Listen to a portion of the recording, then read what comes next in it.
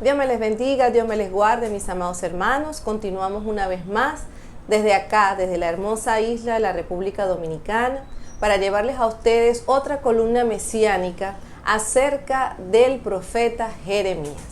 La pastora Yosmar de Ojeda para servirle.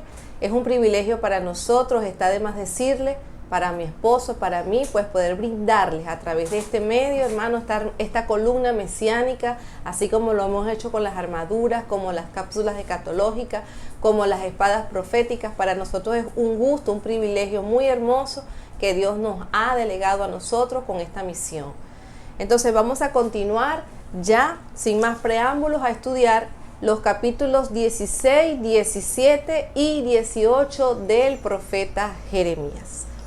Hay algo muy importante que tenemos que hacer, que a partir del versículo 1 hasta el 24, todos esos 24 versículos nos hablan acerca de la acusación y la advertencia contra el pueblo de Israel. Fíjense que la idea central de estos 24 primeros capítulos es: Israel ha quebrantado el pacto. Esta es la idea principal, o la idea en la que se basa el libro, esencialmente en estos primeros 24 capítulos. Dentro de la idea central se derivan dos ideas más, que es con respecto a la adoración, o por qué Israel quebrantó el pacto con Dios. Primero, por la adoración a otros dioses. Relata allí el profeta Jeremías, hace ver esta idolatría lo refleja como adulterio, o lo simboliza como un adulterio, usando términos como de prostitución, promiscuidad e infidelidad, dando su lealtad a otros dioses. Es decir, el pueblo de Israel estaba prostituyéndose. ¿Por qué? Porque habían dejado al Dios verdadero por dioses ajenos, por dioses falsos. Y la otra idea que complementa la idea central, ¿verdad?, la segunda parte, es la acusación a los líderes de Israel, tanto sacerdotes como reyes y como profetas. A todos estos los acusa Jeremías, o los acusa el mismo Dios a través de la boca de Jeremías. ¿Por qué? Porque simple y llanamente, amados, ellos estaban viendo el desastre que estaba provocando, que estaba haciendo el pueblo de Israel, y ellos los dejaban correr. Entonces, fíjense, ellos violaron todas las leyes. Inclusive estos hombres, estos reyes, estos sacerdotes y los mismos profetas se aprovechaban de la condición del pueblo más vulnerable, de los huérfanos, de las viudas, de los inmigrantes. ¿Cómo será que fue tanta la maldad de estas personas que indujeron e incluyeron dentro de sus prácticas a estos dioses ajenos, prácticas canaítas, que era con respecto al sacrificio de niños? Entonces vemos muchas cosas y muchas vertientes aquí en esta gran acusación y la advertencia para Israel que nos habla en los primeros 24 versículos. Ahora, retomando el capítulo 16, ya mi esposo, el pastor Luis, les ha hablado hasta el capítulo 15, y entrando ya en el capítulo 16, vemos que al profeta se le hacen una serie de prohibiciones. Allí, fíjense que el profeta debía conducirse como quien espera ver destruido un país. Es decir, si a mí me dicen: mira, Yosmar, o me dice Dios, este país, por más que tú quieras, yo lo voy a destruir, ¿qué cree usted que haría yo? Pues yo simplemente sé que lo van a destruir. Bueno, con que me destruyan a mí sola basta. Pero entonces eso me prelaría a mí para yo tener una familia, para yo tener hijos que también vayan a sufrir lo mismo que yo he de sufrir. Y así, tal cual, lo hizo el profeta Jeremías. Dice el capítulo 16, ¿verdad?, que vino a mi palabra de Jehová diciendo, dice: no tomarás para ti mujer, ni tendrás hijos ni hijas en este lugar.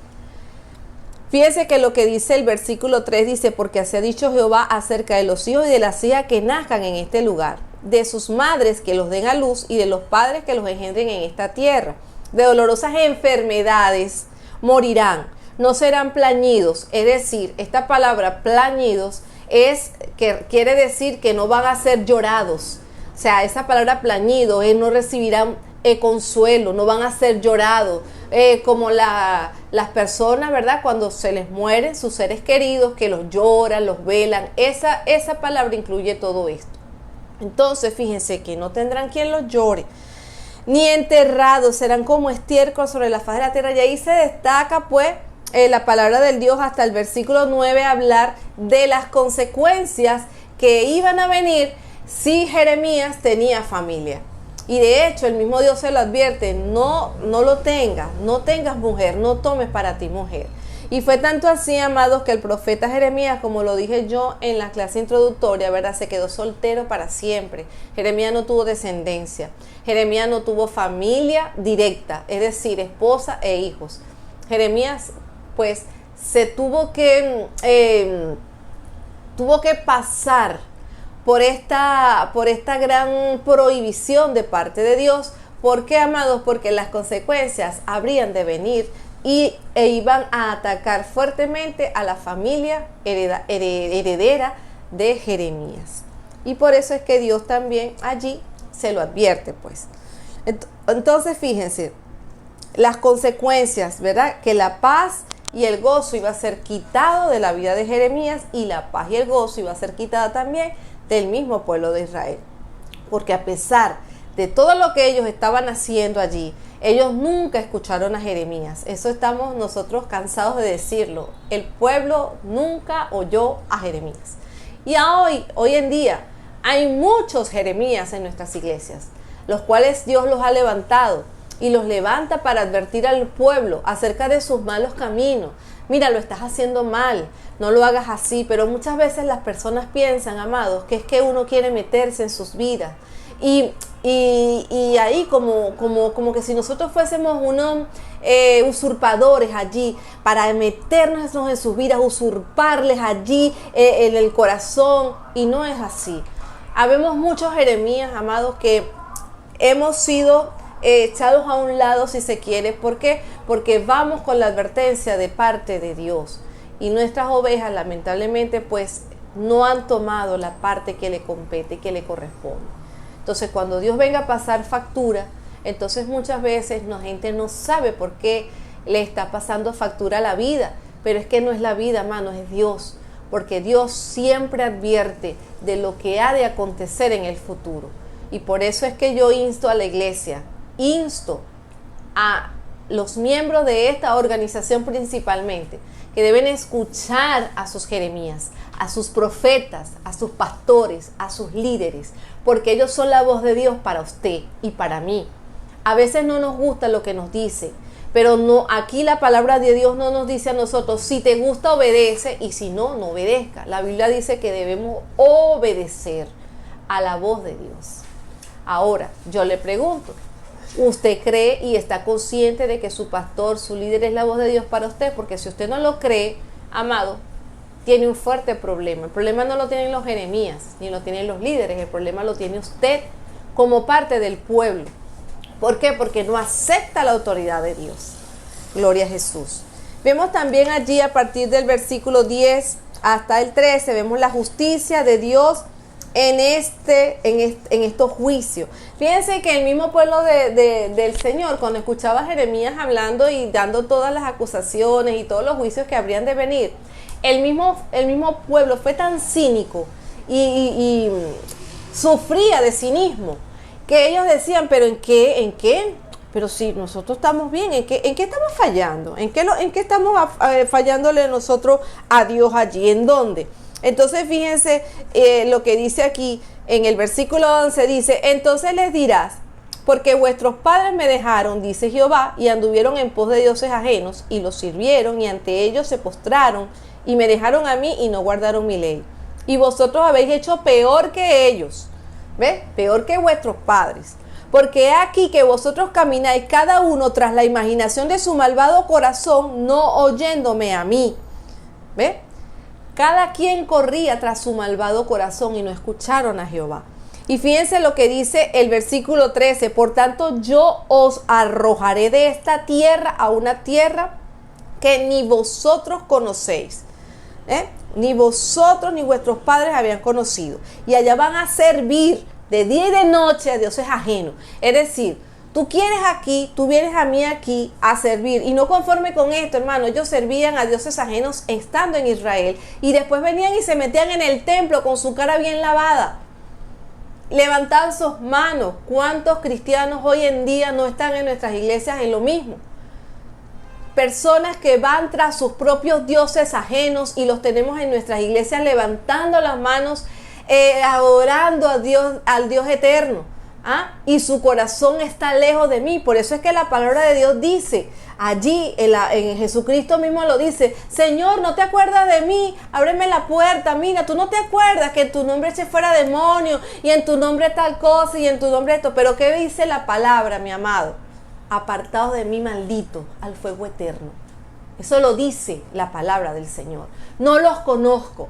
Y no es coincidencia, amados, de que el día domingo nuestro pastor nos habló acerca de las cosas que están ocultas en el corazón, que muchas veces nosotros mismos no sabemos que están allí. Porque si estuviesen allí, uno levantara las manos y le dijera: Señor, perdóname por esta actitud, el Espíritu Santo redarguyera allí. Pero muchas veces hay cosas que están ocultas, como lo decía el salmista David: líbrame de los pecados que me son ocultos. Ve si en mí hay camino de perversidad. Endereza las veredas que van torcidas. Hay muchas cosas y muchos versículos que respaldan esto. Entonces, muchas veces nosotros tenemos y debemos, como creyentes y como hijos de Dios, tenemos que examinar nuestra vida diariamente, amado. Yo me examino cada minuto, porque hay veces que yo sé que tengo actitudes que no son de Cristo y no son de Dios, y le pido al Señor perdón, porque en mí no está, como lo decía Pablo mismo, en mi corazón no quiere hacer el mal, pero mi carne me lleva a eso. Entonces, ¿qué les estoy queriendo decir? Que no es que no sufra, mi amado. Usted puede tener debilidades, pero si usted tiene y trae las debilidades suyas a la cruz de Cristo, a los pies de Dios, amado, el Espíritu Santo le va a ayudar a sobrepasar todas las pruebas que puedan venir a su vida. Entonces, no levante la mano cuando usted sabe que usted está en pecado. Gente que toma la Santa Cena, hermano, teniendo cosas en el corazón contra el pastor, contra la pastora, contra el líder, contra el otro hermanito. Eso no está bien. Por eso es que la Biblia dice que por esto es que hay muchos enfermos en medio nuestro, porque toman la Santa Cena indignamente. ¿Usted cree que algo tan importante, un símbolo tan importante como es tomar el cuerpo de Cristo, la sangre de Cristo, amado hermano, indignamente usted cree que a usted le va a ir bien? No le va a ir bien, amado. Entonces no seamos como el pueblo de Israel. Ya el Señor vio por esto. El Señor sabía lo que habría de venir. Dios conoce su futuro y el mío. Dios conoce si verdaderamente usted va a ser salvo o no va a ser salvo. Dios lo conoce ya, Dios lo sabe todo. Entonces, fíjense que el cinismo del pueblo de Israel era tanto, amado, que ellos hacían sus cosas, su paganismo, su idolatría, sus ritos allí contra dioses ajenos, y después con su cara muy lavada venían allí al templo del Señor a levantar sus manos delante de su presencia. Entonces, fíjense que también podemos ver a partir del versículo 14 hasta el 21, para terminar el capítulo 16, la futura restauración de los judíos y la conversión de los gentiles. Fíjense que allí, en estos versículos, ¿verdad?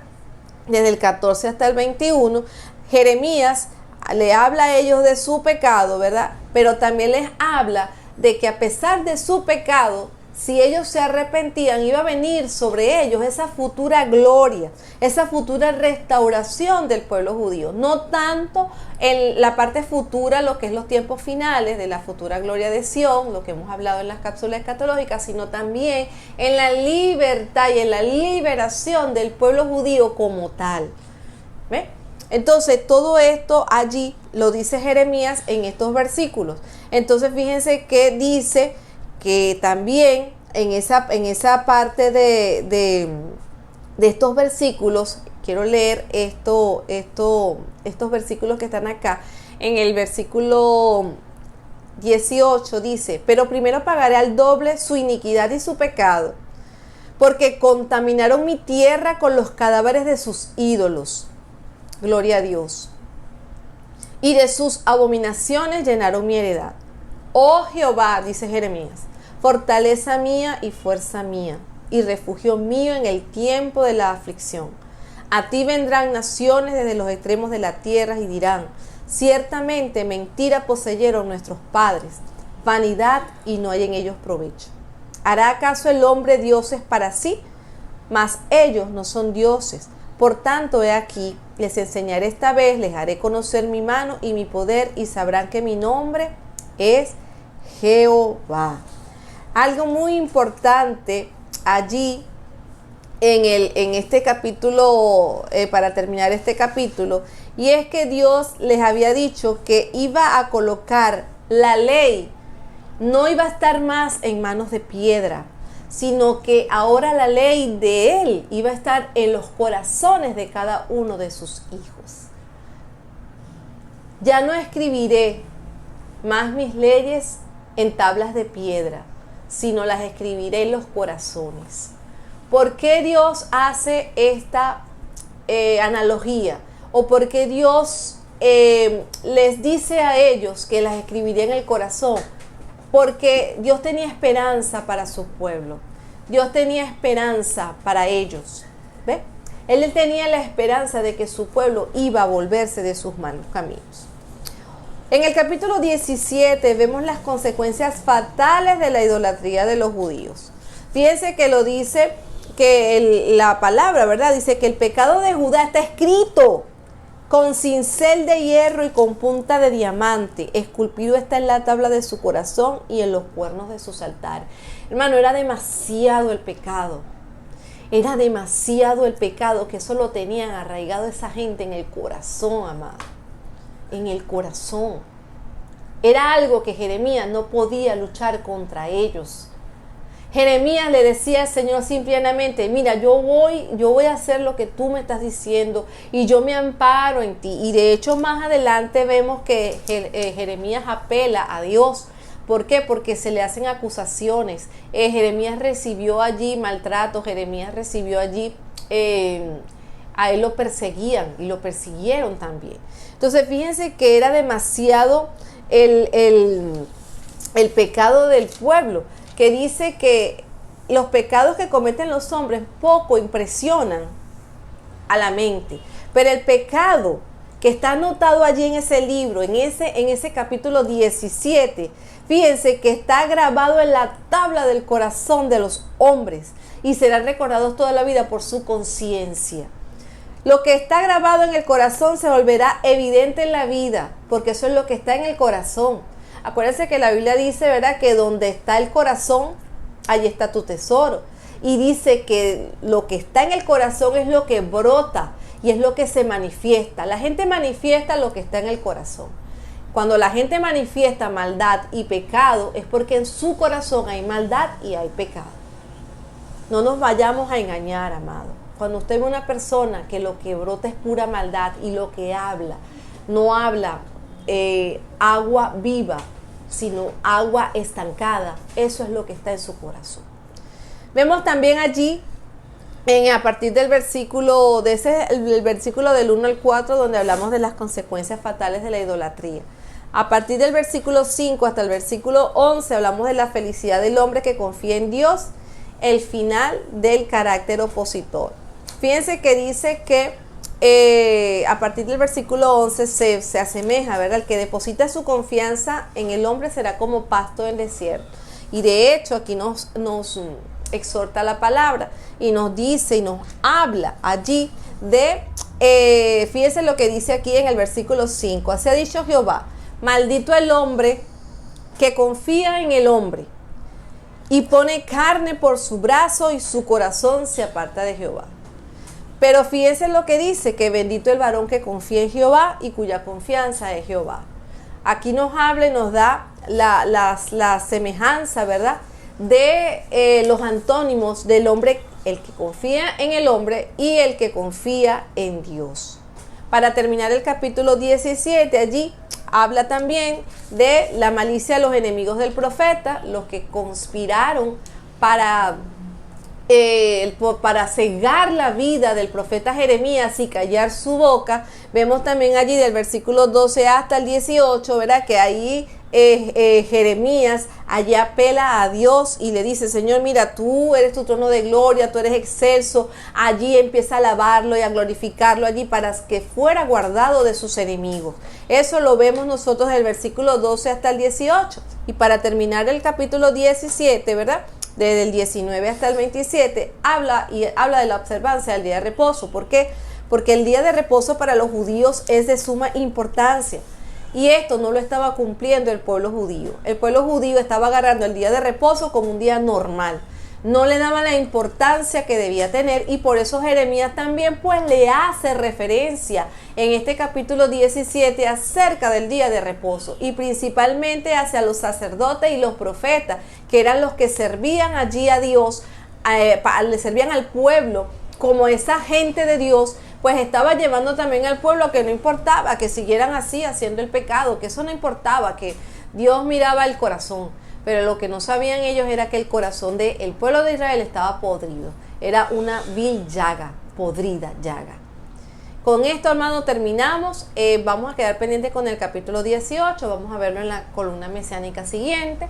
Entonces, Dios me les bendiga, Dios me les guarde. No olvide suscribirse, amado. Denle allí un like, comente a los videos. Envíenos sus preguntas para nosotros contestarles gustosamente a través de este medio también. Dios me los bendiga, Dios me les guarde. La pastora Yosmar de Ojeda desde la República Dominicana.